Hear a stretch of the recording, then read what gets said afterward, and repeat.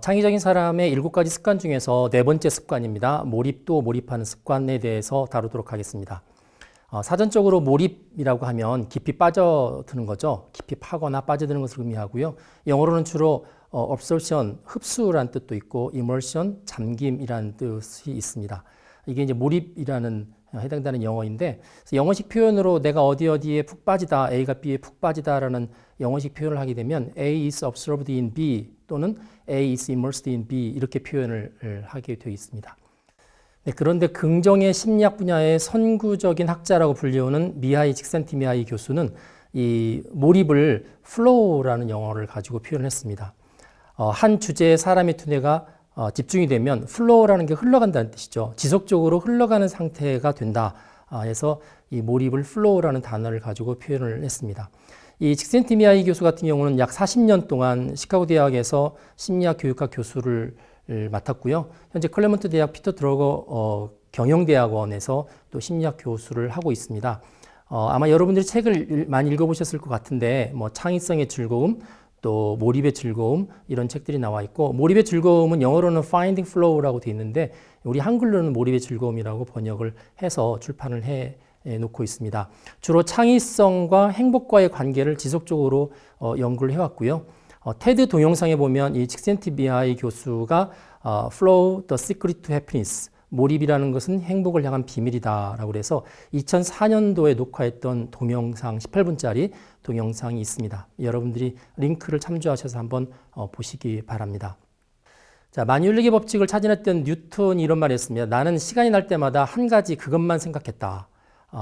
만유인력 법칙이 나올 때까지 뉴턴의 머릿속에는 그것밖에 없었다라는 이야기죠. 그래서 연구실에서 밥을 먹는 것도 잠을 자는 것도 잊어버린 적이 많았고요. 그래서 일화에 따르면 이렇게 뉴턴 보고 먹으라고 차려놓은 밥이죠. 밥을 고양이가 다 먹어서 고양이만 비만에 걸린 적이 있다라고까지 이야기한 적이 있습니다. 그래서 뉴턴을 밥을 먹게 하려면 식사하기 훨씬 전에 뉴턴을 호출을 해야만 겨우 와서 밥을 먹을 정도였다고 이야기를 합니다. 자, 상대성 이론을 제시했던 알버트 아인슈타인도 비슷한 것 같습니다. 이런 말을 했습니다. 나는 생각에 생각을 거듭한다. 또 몰입에 몰입을 거듭한다. 며칠이 되었든 몇 달이 되었든 몇 년이 되었든 해결하려고 하는 문제에 대하여 생각하고 생각한다. 비록 99번의 생각한 결과가 잘못되었을지라도 100번째에 가서는 옳은 것을 찾아낸 적이 많이 있다. 이렇게 아인슈타인은 이야기를 했습니다. 에르도시 팔이라는 유명한 수학자가 있습니다. 이 사람은 평생 아주 수준 높은 수학 논문을 거의 1500편 정도를 썼던 사람이죠. 하루에 평균 한 4시간 내지 5시간밖에 자지 않았던 걸로 유명하고요. 나머지 시간은 거의 다 연구하는 데 몰입했던 아주 유명한 사람입니다. 이 에르도시 같은 경우는 1983년도, 84년도에 이 수학계의 노벨상이라고 불리우는 울프상을 받았던 그런 경험도 있고요. 평생 이제 독신으로 살았고 자녀도 두지 않았습니다. 자기 학문 분야에 온전히 몰입했던 대표적인 사람이고, 이 사람이 이제 지금은 죽었는데 그 사람의 묘비에는 이런 말이 있습니다. 드디어 점점 더 멍청해지지 않게 되었다. 약간 이렇게 우스갯소리로 묘비명을 썼는데, 몰입하면서 점점점 똑똑해졌다라는 것을 이제 상징하는 그런 묘비명이라고 볼 수가 있겠습니다. 자, 개인들 이렇게 몇 분을 봤죠. 이분들은 개인적으로 몰입을 통해서 많은 업적들을 이루었던 사람들인데, 회사도 마찬가지입니다. 창의적인 회사도 몰입이라는 방법을 상당히 많이 사용을 하고 있습니다. 자, IBM은 유명한 컴퓨터 회사죠. IBM은 이제 특허를 전 세계에 있는 회사 가운데서 가장 많이 보유한 기업이지만 여전히 혁신을 하고 있는 그런 회사입니다. 이 IBM의 그 혁신의 원동력은 최근에 이노베이션 잼이라는 그 프로그램이 있다고 흔히들 이야기를 합니다. 2001년도부터 매년 웹을 통해서 대규모 토론회 장을 IBM에서 열어놓습니다. 그리고 전 세계에 흩어져 있는 IBM 조직 내의 약 9만 명 이상의 사람들이 이 인터넷 사이트에 들어와서 몇 가지 주제에 관해서 문제점과 개선 방안, 자신의 아이디어 이런 부분들을 끊임없이 그 자리에 내놓고 또 토론하고 그 중에서 중요한 것을 정책으로 채택하는 이제 그런 프로그램인데요. 24시간 내내 토론하면서 며칠씩 이런 토론이 이제 진행이 되고 있습니다. 그래서 어떤 해는 여기서 나왔던 아이디어를 가지고 10대 차세대 혁신 사업을 도출하기도 했고, 이후로도 계속적으로 나온 아이디어를 통해서 IBM이 혁신하는 데 있어서 이 짧은 시간 동안에 집단 몰입을 이용하는 경우가 많았다라는 이야기가 되겠습니다.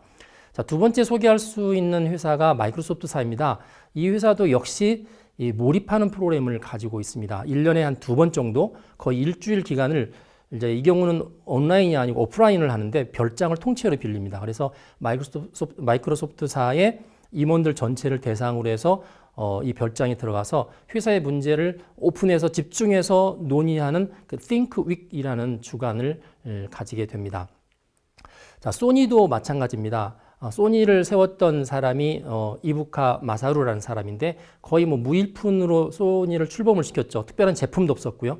그런데 그에게 있었던 것은 아이디어하고 그 아이디어를 따라올 수 있는 소니의 엔지니어들이 있었습니다. 그래서 소니 엔지니어들과 함께 집단 몰입의 어떤 기쁨들을 누리면서 계속 잠을 자지 않고 날을 새서 연구를 해도 사회에 자신들이 어떤 걸 기여할 수 있다는 사명감 때문에 정말 기쁨을 가지고 많은 엔지니어들이 몰입해서 새로운 제품, 디지털 제품들을 만들어내서 지금의 소니를 만들었다 하는 일화가 있습니다.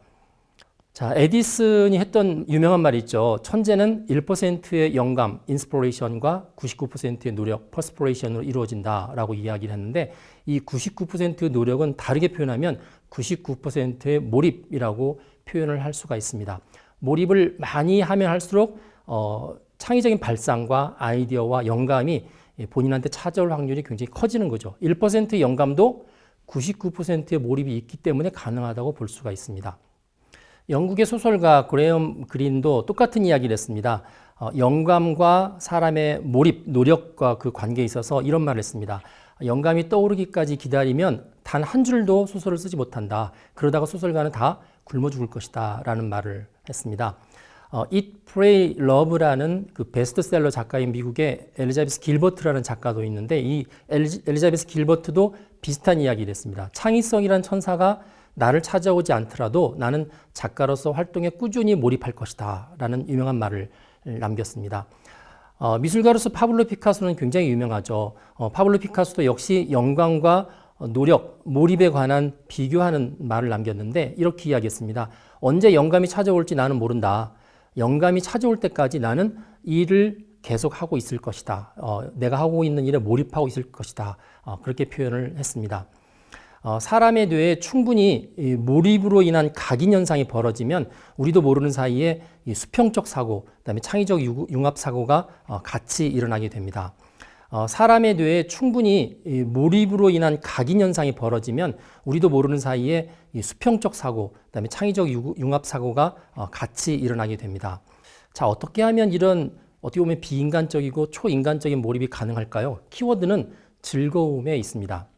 에디슨이 이런 말 했습니다. 지금까지 평생 한순간도 나는 일을 해본 적이 없다. 나는 모든 것이 다만 즐거운 놀이였을 뿐이다 라고 이야기를 했습니다. 에디슨이 추궁기를 발명할 때도 72시간을 거의 잠을 한숨도 자지 않고 작업을 했다는 기록이 있는데 그 72시간의 작업도 에디슨에게는 일이 아니었고 그에게는 즐거운 놀이였다라고 이야기를 합니다. 몰입이 성공하려면 즐거움이 필요합니다. 즐거운 몰입이 결국 창의성을 낳는다는 이야기가 되는 거죠. 에디슨의 법칙을 썼었던 독일의 앤스우베 마이어라는 사람들은 내가 어느 정도 즐겁고 어느 정도 열정적으로 일에 몰입하는가가 성공의 척도다라고 이야기를 했습니다. 그래서 이 몰입에 관한 자가진단 질문을 한 몇 가지를 뽑을 수가 있는데 한번 여러분들도 들어보시고 내가 이 질문에 대해서 예를 들어서 5점 만점에 몇 점 정도를 각 질문에 줄 수 있을까 한번 계산을 해보시기 바랍니다. 첫 번째, 내가 하는 일에 내가 너무 몰입해서 시간이 어떻게 흘러가는지도 모를 정도이다. 과연 내가 그런가? 그렇지 않은가? 그다음에 두 번째, 하루 종일 일을 했지만 일이 끝난 뒤에 저녁 때가 되면 뭐 그렇게 큰 피곤함이 느껴지지 않고 오히려 행복과 만족감이 있다. 이 질문이 두 번째입니다. 자, 세 번째, 업무 시간이 종료되었을 때 여전히 내 머릿속에는 오늘 했던 일에 관한 생각이 남아있다. 그런데 그게 즐겁다. 이게 세 번째고요. 네 번째, 내가 맡은 일을 진행하면서 나 스스로 자극과 도전을 받으면서 내가 변화하고 있다. 네, 마지막으로 다섯 번째입니다. 주말이나 또 쉬는 날을 지나서 그 다음 날이 이제 월요일 아침이죠. 월요일 아침이 다가올 때 되면 내가 다시 일을 할 수 있는 일주일이 나한테 주어졌다는 사실 때문에 즐겁다. 자, 보통 사람들이 느끼기 힘들죠. 그런데 몰입을 즐겁게 한 사람들은 이 다섯 가지 질문에 대해서 거의 대부분 예스라고 대답을 합니다. 어떤 면에서 몰입은 일 중독하고 거의 비슷해 보이거든요. 그런데 이 둘이 상당히 많이 다릅니다. 여러분들이 과연 일 중독인가 아니면 몰입을 통해서 즐거움을 느끼는 창의적인 사람인가? 다음 세 가지 기준을 가지고 한번 진단해 볼 수가 있는데 한번 들어보시겠습니다. 첫 번째는 자, 일 중독, 워크홀릭이라고 하는 사람. 일 중독인 사람은 일을 하면서도 일 자체가 주는 즐거움을 잘 누리질 못합니다. 대신에 자기가 고용된 사람이라면 고용된 사람으로서의 의무감, 또 종업원으로서의 책임감, 또 일이 없다면 자기가 불안하죠. 불안감을 회피, 또 남들이 보는 시선과 인정을 추구하고 싶어서 이런 동기 때문에 일을 합니다. 그래서 주로 일 중독에 걸린 사람의 일하는 목적이 그렇다는 이야기죠. 자, 일 중독에 걸린 사람은 또 두 번째 쉬는 시간에 관한 태도도 다릅니다. 즐거움에 의한 몰입을 가지고 일을 하는 사람들은 쉬는 시간 자체도 재충전의 기회고 앞으로 새로운 일에 대한 기대감을 갖는 시간인데 일 중독에 걸리게 되면 그런 부분은 사라집니다. 현재 일을 내가 지금 하고 있지 못하다는 사실 때문에 불안감이 있고요. 조급함이 있고 심지어 어떤 경우는 죄책감까지 느끼는 경우가 있습니다. 세 번째의 차이점을 이야기하면 일을 다 완수한 다음에 본인의 마음의 자세가 다릅니다. 즐거움을 가지고 몰입해서 일하는 사람들은 그냥 그 일하는 것 자체가 성공적으로 끝나도 그것 자체가 자기한테는 자기 만족입니다. 새로운 것들을 더 보상을 바라는 어떤 동기들이 그렇게 크지 않죠. 하지만 일 중독인 사람들은 월급, 승진, 다른 사람들이 나를 인정해 주는 거 이런 외적인 보상들을 기대하고 있는 게 보통의 경우입니다. 자, 몰입과 유사한 단어 중에 집중이라는 말이 있습니다. 영어로는 이제 concentration, attention 이렇게 표현하는데 이 집중은 어느 순간 우리의 관심을 특정한 대상에 몰아주는 것을 집중이라고 합니다. 반면에 몰입은 집중하고 달리 지속성이 있습니다. 꾸준히 특정한 대상에 대해서 관심을 갖는 게 바로 몰입이죠. 그리고 또 몰입에는 또 다른 이제 차이점이 하나 더 있는데 그런 일에 대해서 어느 부분을 관심을 갖는 사이에 본인한테 오는 변화를 그대로 수용하는 거가 몰입이라는 차이점이 있습니다. 집중은 단지 관심만 둘 뿐이고 그로 인한 결과가 자기한테 피드백으로 주어졌을 때 구태여 그거를 따라하려고 하지 않는 게 바로 이제 집중과 몰입의 차이점이라고 볼 수가 있습니다. 그래서 몰입은 관심에 대한 결과로 인한 피드백을 굉장히 중요하게 생각을 하고 있고요. 그 피드백에 본인이 적극적으로 더 반응을 하고 그 반응 때문에 더 몰입을 하는 경우가 더 많이 있습니다. 그래서 몰입에 있어서 중요한 특징은 인내, 오래 참음, 견디는 거다라고 볼 수가 있습니다. 수많은 열쇠들을 묶어놓은 열쇠꾸러미들 가운데서 정작 어떤 문을 열 때 다 맞지 않는데 마지막 열쇠가 맞는 경우가 있습니다. 몰입도 처음에 몰입하면서부터 어떤 좋은 성과가 나오는 경우가 별로 없고요.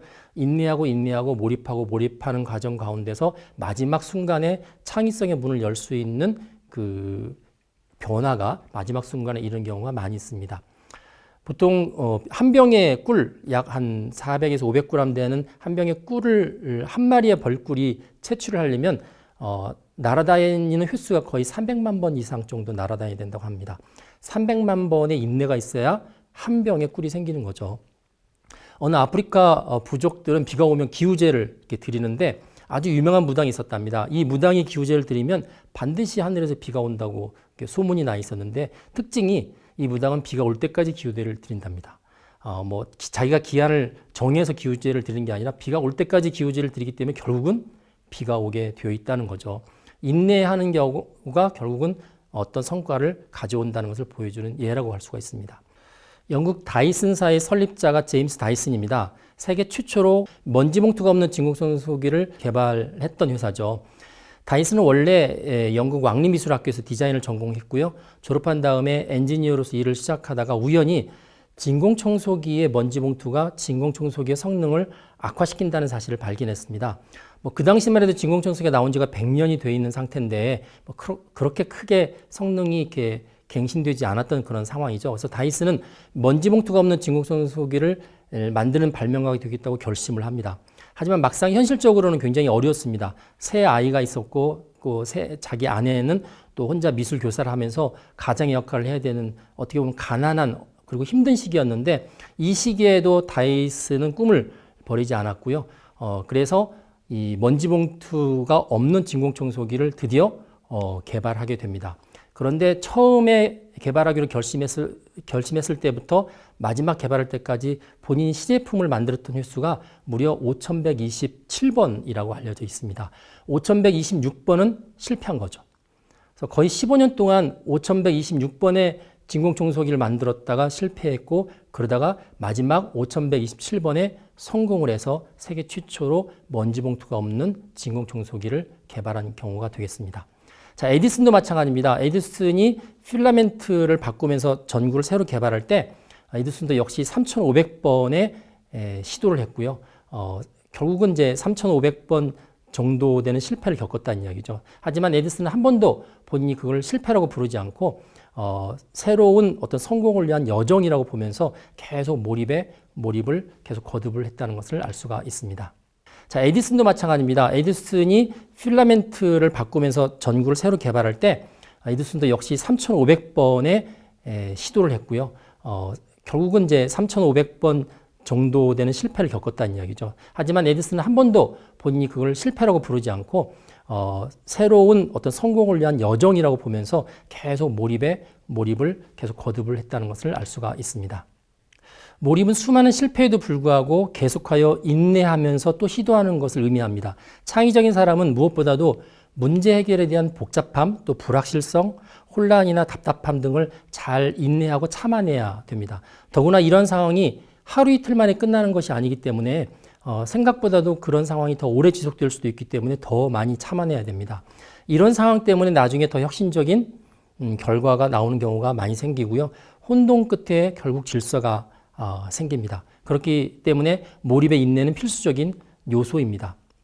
자, 몰입하는 사람들은 앞서 이야기한 것처럼 잘 인내한다는 한 가지 특징이 있지만 한 가지 특징이 더 있습니다. 그거는 오직 한 가지에만 관심을 두고 몰입한다는 사실입니다. 우리의 두뇌가 여러 가지를 동시에 다루기에 그렇게 적합한 두뇌는 아니라고 알려져 있습니다. 사람의 뇌에는, 대뇌에는 특히 약 1000억 개의 신경세포가 존재하고 이 신경세포는 태어날 때부터 거의 변하지 않는 걸로 알려져 있습니다. 다만 이 뉴런 끝에는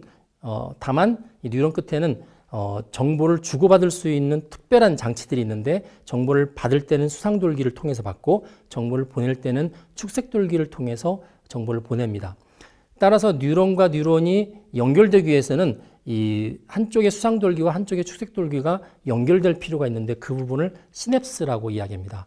이 시냅스 안에 보면은 한쪽에서 온 전기 신호가 호르몬이라는 화학물질로 바뀌었다가 다시 다른 쪽의 전기신호로 바뀌어서 가는 구조로 되어 있는데 한 개의 뉴런마다 보통 적게는 1000개, 많으면 10,000개 정도가 존재하거든요. 그렇게 되면 1000억 개 곱하기 1000개 내지는 1000억 개 곱하기 10,000개 정도의 시냅스가 뇌 안에 복잡하게 얽혀 있습니다.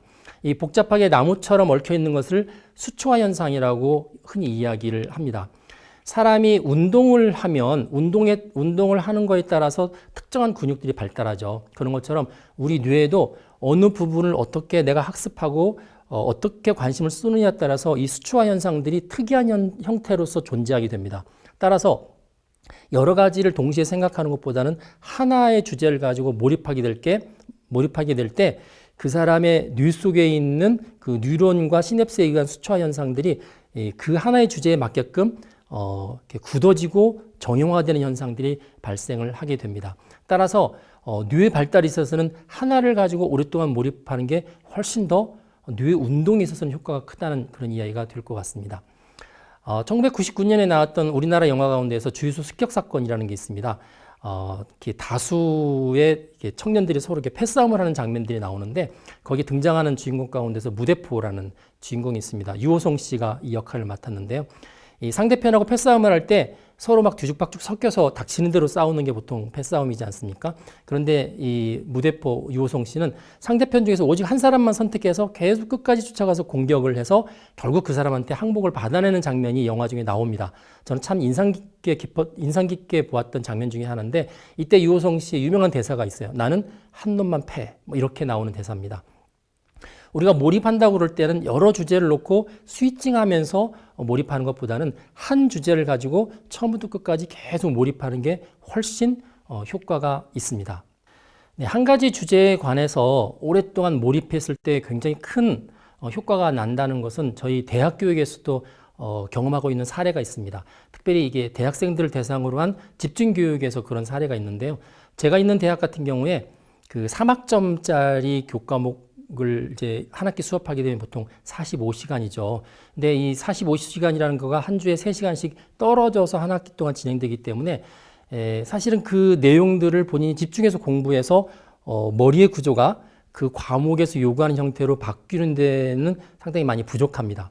그렇기 때문에 가장 효과적인 방법은 그 시간들을 한 곳에 모으는 거죠.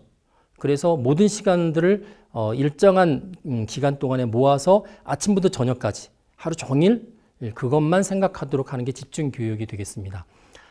이런 경우는 외국어 공부할 때 상당히 유익합니다. 외국어 공부할 때 주로 몰입형 집중형 교육을 하는 이유가 바로 여기에 있습니다. 저희 대학에서 제가 이 부분을 이렇게 소프트웨어 교육시키는 데 활용을 하자고 제안을 해서 IT 단기 사관학교라는 것을 거의 한 10년 전부터 개설한 적이 있습니다. 방학 때 한 2, 3주 동안에 다른 것은 다 하지 않고요. 프로그래밍만 교육을 시킵니다. 아침부터 저녁까지 매일 2주 내지 3주를 교육을 시키는 거죠.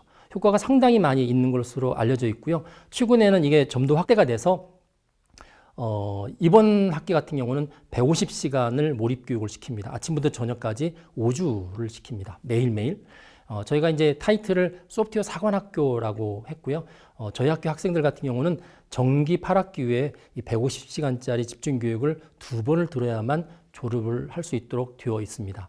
이 일종의 이제 4년 10학기 제도인데 이렇게 집중 교육하는 경우가 바로 몰입의 효과를 믿었기 때문에 오직 한 가지 주제만을 가지고 몰입시켰을 때 듬성듬성 배우는 것보다 훨씬 학습 효과가 크다는 것을 저희들이 경험을 하고 있습니다. 칙센트 미야이 교수는 이 창의성과 행복과의 관계를 지속적으로 연구하는데 특별히 몰입과 행복의 관계를 지속적으로 연구를 합니다.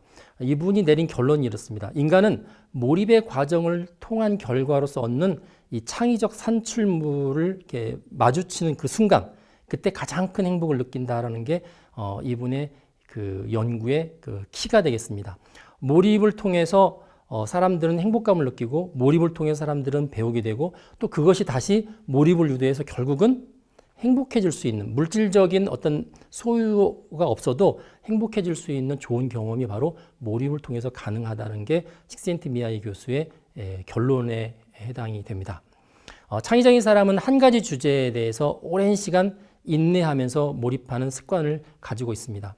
이런 몰입은 창의적인 사람에게는 고통이 아니고 오히려 즐거움의 시간입니다. 그리고 이러한 몰입의 결과로 나타난 창의적 산물을 보면 그 사람은 삶에 있어서 행복감을 느끼게 됩니다. 여러분도 이러한 그 몰입에 의한 즐거움, 이 즐거운 몰입에 의한 삶의 습관의 변화, 이런 부분들이 여러분들 삶 가운데 이루어지기를 바랍니다.